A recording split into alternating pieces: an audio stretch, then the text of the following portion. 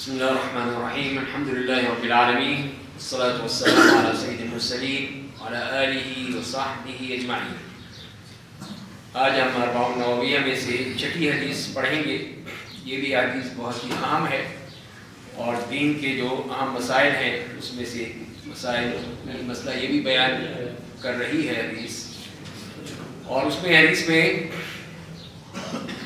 جو نعمان بن بشیر رضی اللہ تعالیٰ عنہ کی روایت ہے کہ میں نے رسول اللہ صلی اللہ علیہ وسلم کو کہتے ہوئے سنا ہے، ان الحلال بین و ان الحرام بین، کہ حلال واضح ہے اور حرام واضح ہے، دونوں اپنی جگہ بالکل واضح ہیں قرآن کریم میں احادیث میں۔ وبینہما امور مشتبہات، اور ان کے درمیان کچھ مشتبہ امور ہیں جن کا حکم واضح نہیں ہے۔ لا يعلمهن كثير من الناس، جن کو اکثر لوگ نہیں جانتے ہیں۔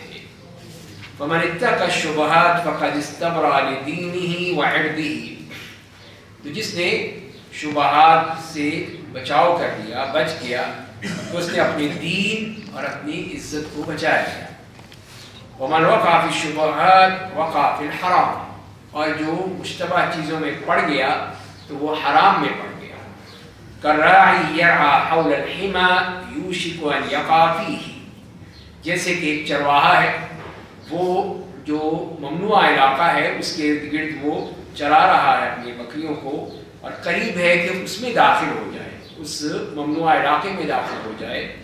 الا وان لکل ملک حما، اور ہر بادشاہ کے لیے ایک ممنوع علاقہ اس کے لیے، اس کا محفوظ علاقہ ہوتا ہے جس میں اور کوئی نہیں جا سکتا۔ الا وان حما اللہ محارم، اور اللہ تعالیٰ کے جو حرام کردہ اشیاء ہیں وہی وہ چراگاہ ہے جو اللہ کے لیے مخصوص ہے، مطلب اللہ کے حکم سے ہی اس پہ دیکھا جائے گا۔ الا وان فی الجسد مضغہ اذا صلحت صلح الجسد کلہ واذا فسدت فسد الجسد کلہ، اور جان لو کہ جسم میں ایک گوشت کا لوتھڑا ہے، اگر وہ صحیح ہو جائے تو پورا جسم صحیح ہو جاتا ہے، اور اگر وہ خراب ہو جائے، فاسد ہو جائے، تو پورا جسم ہی فاسد ہو جاتا ہے۔ الا وہی القلب، جان لو کہ وہ دل ہے۔ تو یہ بہت ہی اہم حدیث ہے جو کہ ہمیں اس حلال و حرام سے بچانے کے لیے، مشتبہ امور سے بچانے کے لیے، اور اصلاح قلب کی، دل کی اصلاح کیسے ہوتی ہے وہ چیزیں وہ حدیث میں بیان کی گئی ہیں۔ تو پہلے جملے میں جو فرمایا گیا کہ ان الحلال بین و ان الحرام بین، کہ حلال واضح ہے اور حرام واضح ہے، تو یہاں سے معلوم ہوتا ہے کہ احکام جو ہیں وہ تین طرح کے ہیں۔ ایک تو وہ احکام ہے جو کہ حلال ہے، ہر شخص جانتا ہے کہ چیز حلال ہے، پھل ہیں، سبزیاں ہیں، گوشت ہیں، کھانے پینے کی چیزیں جو حلال ہیں سب جانتے ہیں۔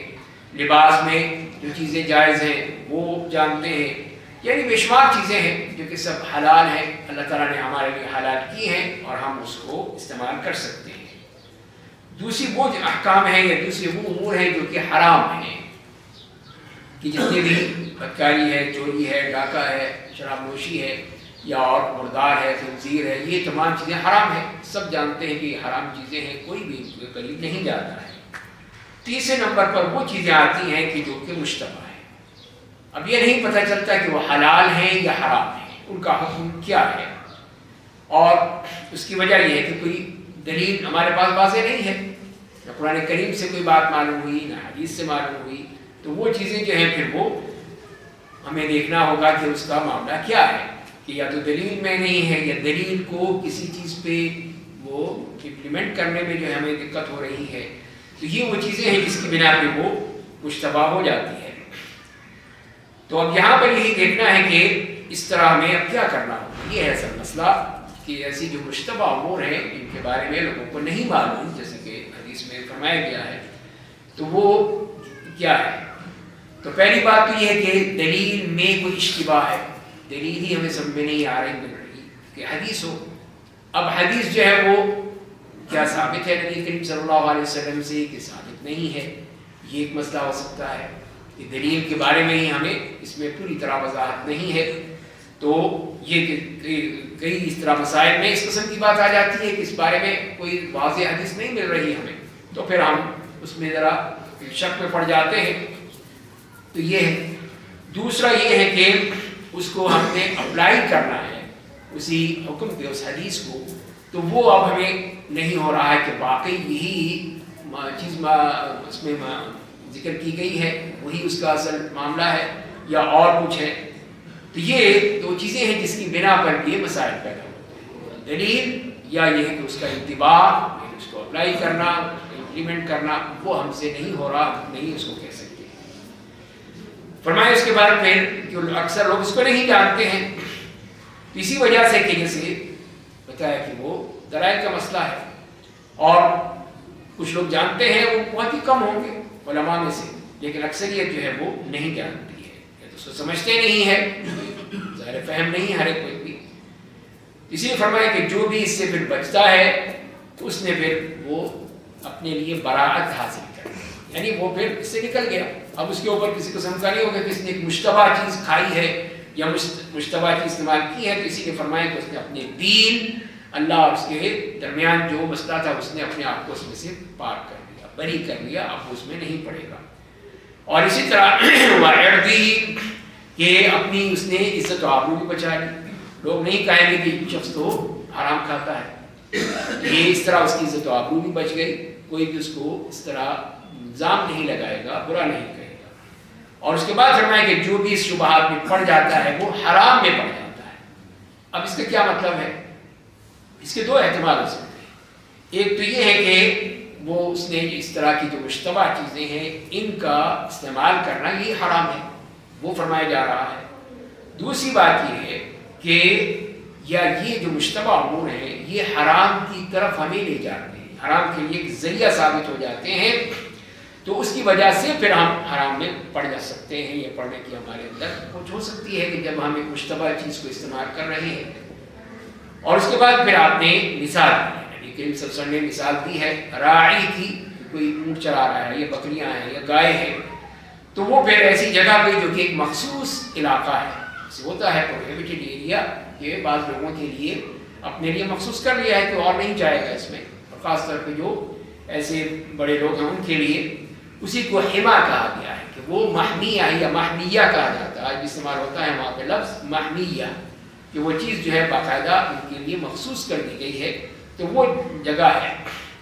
اب اس میں جو ہے کوئی بھی اب چلا جائے، ایک تو وہ ہے جس کو اجازت ہے، اس کو باقاعدہ اتھورائزڈ ہے کہ وہ جائے، جا کے اس میں اپنا جو بھی کرنا چاہے کر سکتا ہے. دوسرا وہ ہے جس کو اجازت نہیں ہے.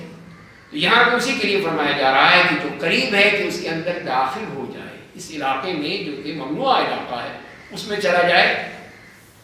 تو اسی لیے فرمایا کہ وہ اپنے ریور کو اس کے قریب ہی نہ لے کر جائے، دور چل رہے، یہ نہ ہو کہ اس کے جانور وہاں پہ اندر چلے جائیں اور وہ اس کے لیے مشکل بن جائے. اسی لیے اسے کہا گیا ہے کہ وہ قریب ہے کہ جب اس میں داخل ہو جائے گا تو پھر وہ مشکل بن جائے گی.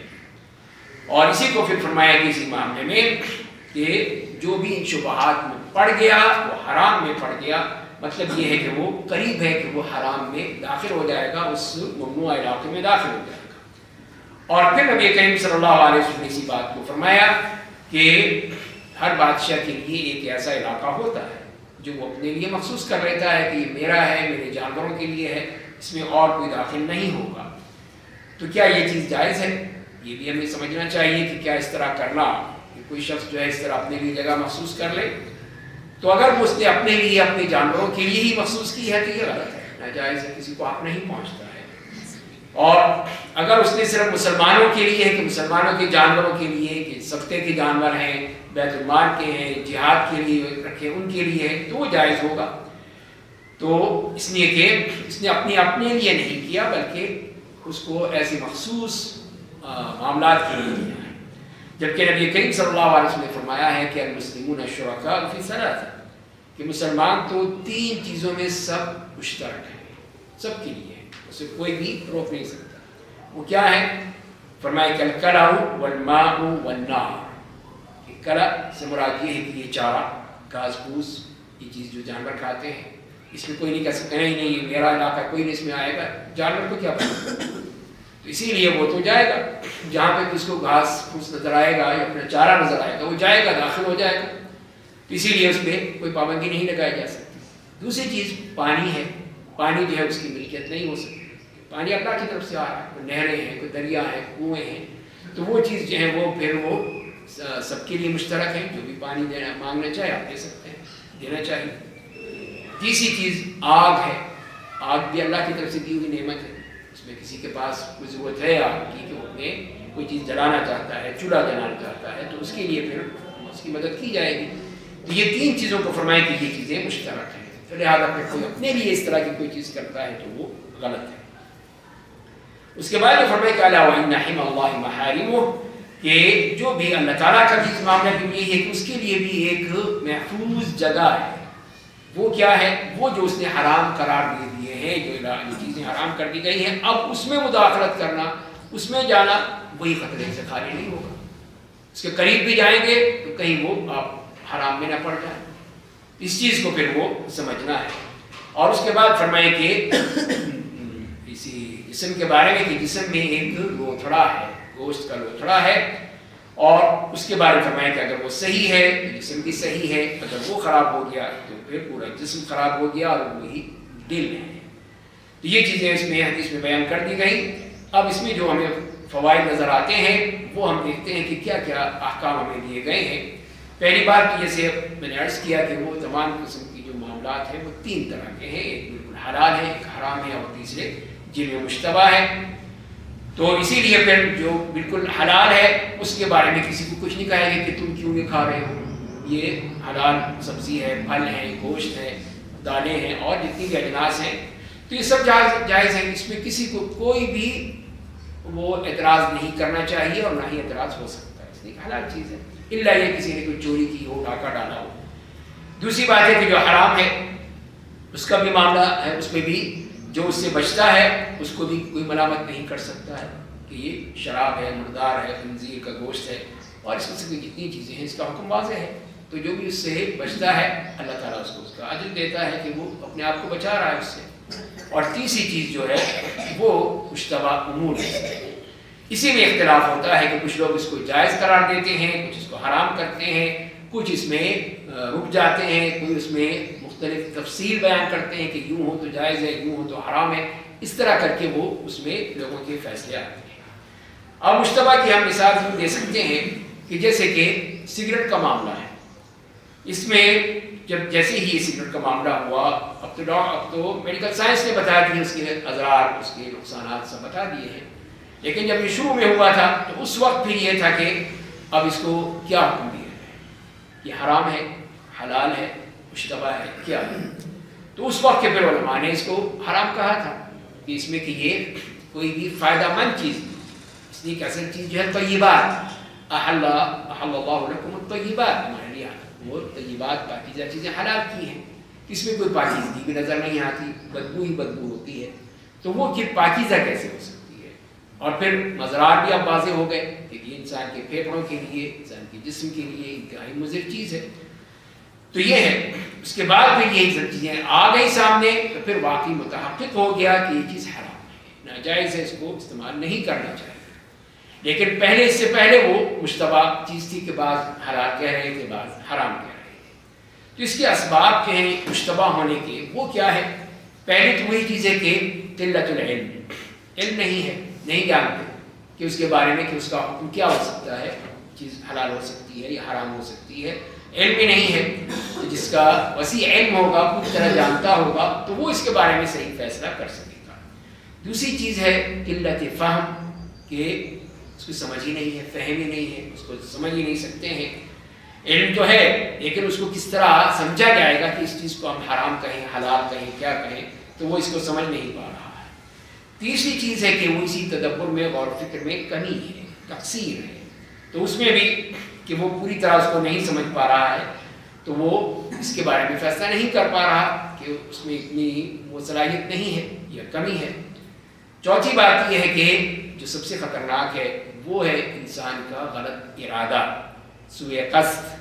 یہ چیز جو ہے یہ بڑی خطرناک ہے کہ وہ انسان جو ہے پھر وہ جو اس نے ایک بات کہہ دی ہے تو وہ اسی کو ہی ثابت کرنا چاہتا ہے کہ میں نے جو کہا ہے وہ صحیح ہے بس.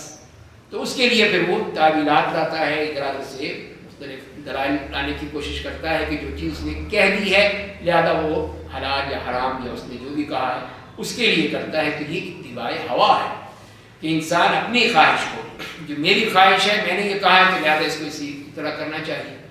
کہ بینک کا سود جو ہے اب اس میں مشتبہ قرار دیتے تھے کہ بعض علماء نے فتویٰ دیا. ایک وہیں مصر گیا تو وہاں کے مفتی صاحب ملے، علی طنطاوی کیا نام تھا، تو وہ اس نے کتاب دی باقاعدہ، ایک کتاب دی جس میں جو بینک کا سود ہے اس کو حلال قرار دیا.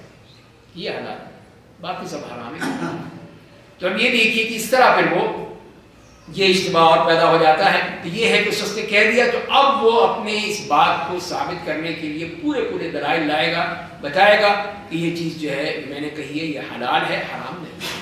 باقی سارے لوگ کہہ رہے ہیں کہ نہیں وہ بھی سود ہے تو لہذا حرام ہے. تو اس طرح کی باتیں کہ یہ اتباع ہوا ہے، خواہشات نفس کی پیروی ہے کہ جب میں نے کہہ دیا ہے تو لہذا اس کو پھر وہ حرامی ہونا چاہیے یا حلال ہونا چاہیے جو وہ چاہتا ہے. تو یہ ایک انتہائی خطرناک چیز ہے.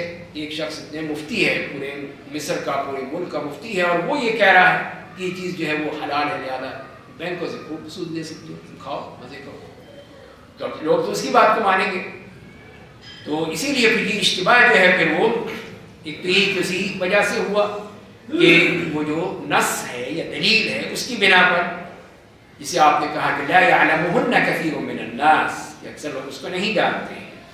اور دوسری بات یہ ہے کہ وہ اکثر لوگ اس کو نہیں جانتے ہیں یا سب نہیں جانتے ہیں. کون نہیں جانتے ہیں؟ اگر وہ چیز تھی اب تو قرآن بیان کر دیتا، شریعت بیان کر دیتی، لیکن جبکہ وہ چیز کا وجود ہی نہیں تھا تو پھر کیسے بیان کریں؟ وہ چیز جو ہے ہی نہیں، وہ لوگ کیا سمجھیں گے اس کو؟ بینک تو نہیں تھے نبی کریم صلی اللہ علیہ وسلم کے زمانے میں، تو بینکوں کا سود کے بارے میں کوئی حکم نہیں ملتا ہمیں قرآن کریم سے یا حدیث سے. تو وہ علماء نے اجتہاد کرنا ہے، اجتہاد کر کے اس کو وہ ثابت کرے کہ یہ چیز جو ہے وہ حرام ہے یا حلال ہے. تیسری چیز جو ہے اس میں حکمت، کہ اللہ تعالیٰ نے پھر آخر اس کے بارے میں مشتبہ کیوں رکھا ہے. تو اگر بتا دیتے تو وہ یہ ہے کہ پھر اس کو چھوڑ دیا ہے کہ جو علماء کرام ہیں، مجتہدین کرام ہیں، ان کا معاملہ ہے کہ وہ پھر یہ علم حاصل کریں اور اس کو بتائیں لوگوں کہ یہ چیز جو ہے اس کا حکم کیا ہے، یہ چیز جو حلال ہے یا حرام ہے. تو یہ اس بات کی کہ اللہ تعالیٰ نے لوگوں کو علم دیا ہے، تو علم کے ذریعے سے شعور دیا ہے، عقل دی ہے، فہم دی ہے، تو وہ اس کے ذریعے سے کرے. پھر وہ تو اب ظاہر ہے کہ یہ جو مسائل ہیں تو یہ قیامت تک کے لیے ہیں، اور ہر دفعہ نئے مسائل آ سکتے ہیں اور آ رہے ہیں. ایسے مسائل ہیں جو کہ اس وقت نہیں تھے، آج موجود ہیں. اب اس کو کون حل کرتا ہے؟ تو وہی علماء کرام کا یہ معاملہ ہے کہ وہ اس کو دیکھیں اور ان معاملات کو حل کریں. یہ مشتبہ امور ہے کہ کس طرح ان کو حل کیا جائے گا. اور یہ بھی ہے کہ جیسے اکثر لوگ اس کو نہیں جانتے کہ شریعت میں وہ لوگ بھی ہیں جو کہ اس کو سمجھتے نہیں ہیں کیا علم ہے. اسی لیے پھر ہمیں یہ کہا گیا، پانچویں بات یہ ہے کہ ان شبہات سے بچنے کا حکم دیا گیا ہے کہ جب وہ اگر وہ دلیل اس بات پہ آ گئی کہ اس میں شبہ موجود ہے تو اب ہم کیا کر سکتے ہیں. اس کے لیے کہا کہ اسے بچنے کی کوشش کرو، اس لیے کہ ایک شک پیدا ہو حرام ہے یا حلال ہے. تو لہٰذا جب تک کہ یہ واضح نہیں ہوتا اس کو تم مت استعمال کرو. کھانے کی چیز ہے تو مت کھاؤ، پہننے کی چیز مت پہنو. اور کوئی معاملہ ہے تو اس کو جیسے کہ دوسرے معاملات ہیں، سودی معاملات، اس میں پھر اس کو مت جاؤ، اپنے آپ کو بچانے کی کوشش کرو. اب اس کی مثال جیسے ملتی ہے ہمیں صحیح بخاری میں سیدہ عائشہ رضی اللہ تعالیٰ عنہ کی حدیث ہے کہ فرماتی ہے کہ بعض لوگ آتے تھے نبی کریم صلی اللہ علیہ وسلم کے پاس اور یہ کہتے تھے یا انہوں نے کہا کہ کچھ لوگ ہمارے پاس گوشت لے کے آتے ہیں، اب ہمیں نہیں معلوم کہ کیا وہ انہوں نے اللہ کا نام لیا ہے یا نہیں لیا ہے.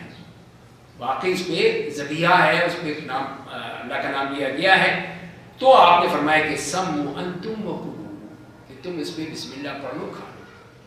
یعنی ہے مسلمان لیکن اب وہ نئے مسلمان ہوئے ہیں، اپنی عادت کے مطابق کہیں وہ اس پہ نام نہ لیا ہو، ویسے ہی انہوں نے ذبح کیا، اس سے پہلے کھاتے تھے. تو ہو سکتا ہے کہ یہ وہ ایسا معاملہ ہو گیا. یہی چیز ان کو صحابہ کرام کو شک محسوس ہوا کہ یہ جو گوشت آیا ہے کیا واقعی وہ حلال ہے یا حرام ہے، اس پہ بسم اللہ پڑھی گئی ہے یا نہیں پڑھی گئی. تو اسی لیے آپ نے یہ فرما دیا کہ تم بسم اللہ پڑھو. اگر وہ کافر ہوتا تب تو نہ کہتے آپ، کسی کافر کا مشرک کا ذریعہ ہوتا تب تو آپ کبھی کہہ نہیں سکتے تھے. لیکن اب یہ ہے کہ اس میں شک ہے کہ مسلمان ہے، لیکن اس میں اپنے اس معاملات کی وجہ سے، حالات کی وجہ سے اس صورت میں تو اسی لیے فرمایا کہ سمو انتم وکلوا کہ تم لوگ اس پہ بسم اللہ پڑھ کے اس کو کھا لو. تو یہ اس کی بات یہ بتا دیا گیا ہے کہ ایسا معاملہ ہے کہ مسلمان ملک ہے، مسلمان ہیں سارے، قصائی بھی جو یا گوشت جہاں کٹتا ہے ذبح ہوتا ہے سب مسلمان ہیں. اب ہمیں اس کی تحقیق کی ضرورت نہیں ہے، ہم یہ کہیں گے کہ یہ مسلمان نے ذبح ہے کیا ہم کھا سکتے ہیں اس کو، اب اس میں وہ نہیں. لیکن ایک غیر مسلم ملک میں ہے، وہاں پہ کوئی گوشت آتا ہے یا آپ کو کھانا کھلاتا ہے، وہاں پہ ضرورت ہوتی ہے. یہ ہے اس چیز کو سمجھنے کی ضرورت ہے. اور اسی طرح پھر یہ ہے کہ انسان کے اپنے کپڑوں پہ اس پہ کوئی نشان نظر آتا ہے کہ وہاں پہ کوئی گندگی لگ سکتی ہے، نجاست لگ سکتی ہے، اب وہ کیا کرے؟ اس کے لیے پھر یہ ہے کہ وہ احتمال ہے کہ وہ نجاست ہے، یہ بھی احتمال ہے کہ نجاست نہیں ہے. پانی کا چھینٹا ہی پڑا، آپ کہیں سے گزرے وہاں پانی تھا اور وہ پانی آپ کے کپڑوں پہ آ گیا، لگ گیا، تو اب آپ کو شک ہے پتہ نہیں نجس تھا پاک تھا کیا تھا، اس میں مسئلہ ہوگا. تو جو بھی ہے اس میں جو احتمال قوی ہے جو یہی ہے کہ وہ جگہ ایسی ہے یا تو یہ ہے کہ جو وہاں پہ گٹر کھلا ہوا تھا تو اس وقت یہ احتمال قوی ہے کہ گٹر کا پانی ہو سکتا ہے، گندا ہے وہ تو نجس ہے نجاست ہے، تب تو پھر آپ کو اس کو دھونا ہوگا. لیکن اگر وہ ایسا احتمال نہیں ہے کہ نہیں وہ پاک ہی تھا، پانی بارش ہوئی تھی اس کا بارش کا پانی تھا، تو ظاہر ہے کہ وہ بارش کا پانی تو پاک ہے، تو اس لیے آج سے پھر وہ آپ اس میں اس کو دھونے کی ضرورت نہیں ہوگی. اسی لیے جیسے کہ پہلے حدیث بھی پڑھی تھی کہ نبی کریم صلی اللہ علیہ وسلم نے یہی کہا ہے کہ جب بھی تمہیں کسی قسم کے بارے میں جیسے کہ تم نماز میں ہو اور تمہیں کوئی شک ہو کہ تمہارا وضو جو ہے وہ ٹوٹ گیا ہے، شک ہے یقین نہیں ہے، تو نبی کریم سے کیا فرمایا کہ اس وقت تک مت نکلو جب تک کہ تمہیں یقینی بات نہ معلوم ہو جائے، یعنی کہ اس میں سے ہوا خارج ہونے کا پتہ چل جائے یا آواز آئے اس سے پتہ چل جائے کہ تمہارا وضو ٹوٹ گیا ہے. اب جاؤ جا کے نماز چھوڑو اور جا کے وضو کرو. اس لیے کہ یقین کو یقین ہی ختم کر سکتا ہے، یقین کو شک نہیں ختم کر سکتا. ایک چیز یقینی ہے کہ آپ اپنے کپڑے پاک صاف کپڑے پہن کر گئے تھے، یہ یقین ہے. اب اس پہ یہ چھینٹا پڑا ہے، اب اس کے بارے میں اب شک ہے آپ کو، اس کو دیکھنا ہوگا کہ یہ اب احتمال کیا ہے، نجاست کا احتمال زیادہ قوی ہے یا پاکیزگی کا احتمال زیادہ قوی ہے، اس کے لحاظ سے پھر آپ عمل کریں گے. تو یہاں پر بھی اسی طریقے سے یہ ہمیں قاعدہ دے دیا کہ اپنے یقین کو شک سے مت ختم کرو بلکہ یقین کو یقین سے ختم کرو. تو لہٰذا آپ نے وضو کیا ہوا تھا، آپ کو یقین ہے کہ میں نے نماز سے پہلے وضو کیا تھا اور اب مجھے کچھ شک محسوس ہو رہا ہے، تو یہ آپ نماز کو نہیں چھوڑیں گے، نماز میں ہی رہیں گے جب تک کہ یقینی صورتحال نہ پیدا ہو جائے، پھر آپ جا سکتے ہیں جا کے آپ وضو کریں گے. اس سے جو ہمیں اصول جو ملا ہے وہ یہی ہے کہ اگر کوئی احتمال ہے اشتباہ کا تو اس میں دیکھ لیں کہ اس میں کیا چیز کون سا احتمال قوی ہے، جو احتمال قوی ہے اس کے مطابق کریں. اگر نجاست کا احتمال قوی ہے تو وہ پھر اس کو دھو لیں، اگر اس کی پاکیزگی کا احتمال قوی ہے تو پھر اس کو دھونے کی ضرورت نہیں ہے. تو یہ ہمیں اس سے اصول مل گیا ہے. اس کے بعد فرمائیں کہ پھر شبہات کے بارے میں کہ جو بھی شبہات میں پڑتا ہے وہ حرام میں پڑتا ہے، حرام میں وہ اس کے نہیں اس لیے کہ وہ قریب ہے اس کے، تو پھر حرام میں پڑھنے کا اس کا اندازہ زیادہ ہے کہ اس کا احتمال زیادہ ہے. اور پھر یہ بھی ہم نے دیکھا اس حدیث میں کہ نبی کریم صلی اللہ علیہ وسلم نے اتنے بہترین انداز میں ایک چیز جو ایک غیر محسوس چیز ہے، محسوس چیز کے ذریعے سے اس کی مثال دے کے سمجھایا ہمیں. اور وہی قرآن کریم کا طریقہ بھی یہی ہے، وَتِلْكَ الْأَمْثَالُ نَضْرِبُهَا لِلنَّاسِ وَمَا يَعْقِلُهَا إِلَّا الْعَالِمُونَ. یہ علماء ہی اس کو سمجھ سکتے ہیں. اس طرح نبی کریم صلی اللہ علیہ وسلم بالکل قرآن کی طرح آپ محسوس چیزوں کے ذریعے سے سمجھایا کرتے ہیں. اور اس کے بعد پھر یہ جو فرمایا کہ یرعا حول الحما، کہ اسی محفوظ جگہ کے ارد گرد چلا رہا ہے، تو کیا اس سے ہم سمجھ سکتے ہیں کہ وہ اس طرح کی حما بنانا یا اس قسم کی محفوظ جگہ پروٹیکٹڈ ایریا بنانا یہ جائز ہوگا؟ تو اس میں تو پھر ہم یہی دیکھنا پڑے گا کہ جب تک کہ اس میں تو کوئی شرعی حکم نہیں دیا گیا اس حدیث میں کہ وہ جائز ہے یا ناجائز ہے. ہم نے ایک اور دلیل کے ذریعے سے اس کو غلط کہا، لیکن اس حدیث میں تو کوئی چیز نہیں ہے. تو یہ ہے کہ جیسے کہ نبی کریم صلی اللہ علیہ وسلم کی مثال اور ملتی ہے کہ لَتَرْكَبُنَّ سَنَنَ مَنْ كَانَ قَبْلَكُمْ، کہ تم اپنے سے پہلے لوگوں کی باتوں کو قبول کرو گے، اس پہ عمل کرو گے، اس کے مطابق کرو گے، جو بھی وہ کریں گے، جس طرح بھی کریں گے. وہ اپنا سر جو ہے آدھا مڑائیں گے تو تم بھی آدھا مڑاؤ گے. جیسے ہم کر رہے ہیں یہودیوں کی تقلید میں. وہ پورا سر اڑا دیں گے تو ہم بھی سر اڑا دیں گے، جو بھی وہ کریں گے. تو یہ رسول اللہ بتا رہے ہیں، اور یہی ہو رہا ہے کہ ان کی تقلید ہوتی ہے، جو بھی وہ کہیں تو ہم ان کے بات کو پورا فیشن بنا جاتا ہے ہم کرتے ہیں. تو کیا کہیں کہ اس کا مطلب یہ ہے کہ اس کا مطلب ہے کہ تم کرو گے. کیا لازمی ہے کہ ہم ان کی تقلید کریں پھر اس حدیث کی روشنی میں؟ نہیں، وہ تو ہمیں صرف ایک واقع بیان کیا جا رہا ہے، ایک چیز کی اس طرح ہو سکتا ہے اور ہوگا، وہ آپ بتا رہے ہیں. یہ نہیں ہے کہ اب تم کرو، جائز قرار دے دیا رسول اللہ نے، ایسا نہیں. یہ بات سمجھنے کی ضرورت ہے کہ اس میں ایک مثال دی جاتی ہے، اس مثال کو سمجھنے کی ضرورت ہوتی ہے کہ وہ کس طرح آپ نے اس کو بتایا ہے، جیسے کہ اس حدیث میں ہم نے دیکھا ہے. اور اسی طرح پھر جیسے ہم نے پہلے بات کی کہ وہ ہے جگہ مخصوص ہے جو کہ مسلمانوں کے لیے کی گئی ہے، کہ مسلمان اپنے جانور وہاں پہ لا سکتے ہیں، وہاں پہ ان کو چھوڑ سکتے ہیں کہ وہ اس میں چر لیں. اور دوسرا وہ ہے کہ جو کہ کسی نے اپنے لیے مخصوص کر دی ہے کہ نہیں میرے لیے ہے، بس میرے جانوروں کے لیے، اس میں اور کوئی نہیں آئے گا، تو یہ غلط ہے، یہ ناجائز ہے. اس لیے پھر اس کو کہا گیا ہے. اور اسی میں پھر اس سے بھی یہ معلوم ہوتا ہے کہ سد ذریعہ سے مراد یہ ہوتی ہے کہ وہ ہر وہ چیز جو کہ حرام کی طرف لے جا رہی ہو وہ منع ہے، اس سے روک دیا گیا، اس سے ہمیں روک دیا گیا کہ یہ تم نے نہیں کرنا، اس لیے کہ یہ حرام کی طرف لے جاتی ہے. تو سد ذریعہ بھی اسی سے معلوم ہو رہا ہے اس حدیث سے. تو لہٰذا پھر یہ چیزیں جو ہیں جو بتا دی. اور پھر اس کے بعد جو آخر میں کہا ہے کہ انسان کے دل کی اصلاح اور فساد کا مدار وہ اس کے دل پر ہے. دل صحیح ہے، سلیم ہے، صالح ہے تو جسم بھی صالح ہوگا. اگر دل میں ہی خرابی ہے، اس میں ہی بری باتیں ہیں، اسی میں ہی شک و شبہات ہیں، اسی میں حرام و حلال کی تمیز ختم ہو چکی ہے، تو پورا جسم بھی برباد ہو جائے گا.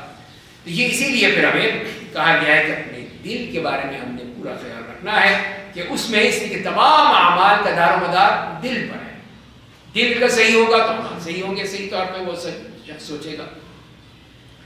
اسی لیے پھر قرآن کریم میں فرمایا کہ افلا یعلم اذا بعثر ما فی القبور وحصل ما فی الصدور، کہ کیا وہ نہیں جانتا کہ جب وہ قبریں بکھیر دی جائیں گی اور پھر جو دلوں میں ہے وہ حاصل ہو جائے گا، وہ باہر آ جائے گا. اسی لیے پھر اپنے دل کو صاف کرنا ہے اس قسم کی غلط چیزوں سے، کہ شرک ہے، بدعات ہیں، مسلمانوں کے خلاف بد زبانی ہے، بدگوئی ہے، بدزنی ہے، بغض ہے، اور ایسے اخلاق سے جو کہ برے اخلاق ہیں ان سے بچانا، کہ وہی چیزیں جو ہیں دل پر ان کا اثر پڑتا ہے اور دل ہی اس کے ذریعے سے خراب ہو جاتا ہے. اور اسی لیے پھر ان لوگوں کے لیے پھر ایک اور جو حدیث میں آتا ہے، اسی حدیث میں ایک اور روایت میں صحیح مسلم کی، کہ آپ نے یہ فرمایا تھا کہ التقویٰ ہا ہونا، اپنے دل کی طرف اشارہ کر کے کہا کہ التقویٰ ہا ہونا، یہی بتانے کے لیے کہ دل یہاں پر ہے، یہ وہ دل ہے، اس کی تم نے حفاظت کرنی ہے، اس کو اس طرح کے مشتبہ چیزوں سے بچانا ہے تاکہ تم اس طرح کسی غلط چیز میں نہ ہو جاؤ. تو اسی کی طرف اشارہ کیا گیا ہے، اور اس حدیث میں بھی جو کہا گیا، تو لہذا پھر یہی وہ چیز ہے. تو یہاں پہ یہ سوال بھی بات نے کیا کہ پھر دل میں ہی عقل ہوتی ہے، عقل اور دل کا کیا آپس میں ملاپ ہے؟ تو اس کا جواب یہی ہے کہ عقل جو ہے وہ دل میں ہے، دماغ میں نہیں، دل میں ہے. اور اصل جو دل ہے مدبر ہے، ایک طرح سے وہ کہہ لیجئے کہ وہ پوری طرح وہ ڈائریکشن وہ دیتا ہے اور وہ دماغ کی طرف بھیجتا ہے، اور دماغ پھر آگے جو ہے اس کو امپلیمنٹ کرتا ہے. اسی لیے قرآن کریم نے جیسے فرما دیا افلم یسیروا فی الارض فتکون لهم قلوب یعقلون بها، کیا وہ زمین میں سفر نہیں کرتے تاکہ دیکھیں کہ کیا ان کے لیے دل ہے جس کے ذریعے سے وہ سمجھتے ہیں. دل کی طرف اشارہ کیا جاتا ہے، قلوب یعقلون بها او آذان یسمعون بها، یا کان ہے جس کے ذریعے سے سنتے ہیں.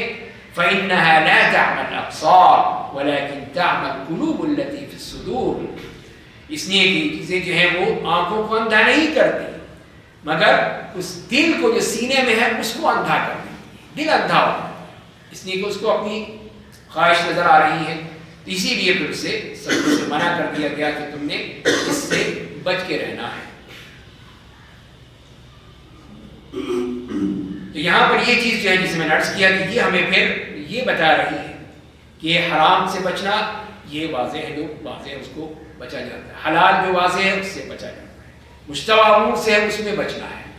اس میں اپنے آپ کو اس میں ملوث نہیں ہونے دینا ہے، اور وہ اسی وقت ہوگا جب کہ دل پاک ہوگا، دل میں کوئی فطور نہیں ہے، کوئی اس میں غلط قسم کے ارادے نہیں ہے، کوئی غلط قسم کا قصد نہیں ہے، تو وہ پھر دل جو ہے آپ کو صحیح رہنمائی کرے گا۔ یہ چیز جو ہے خراب ہے تو وہ خراب ہی اس کو کہا جائے گا۔ تو لہذا پھر ہم نے اس چیز سے بچنا ہے کہ ہم اپنے آپ کو ان چیزوں سے بچائیں اور اپنے دل کی اصلاح کرتے رہیں کہ دل میں کوئی کدورت نہ پیدا ہو، کسی قسم کا کوئی مسئلہ پیدا نہ ہو، تو وہ چیز جو ہے پھر وہ ہمارے لیے آسانی پیدا کر دے گی، ہمارے اعمال کی اصلاح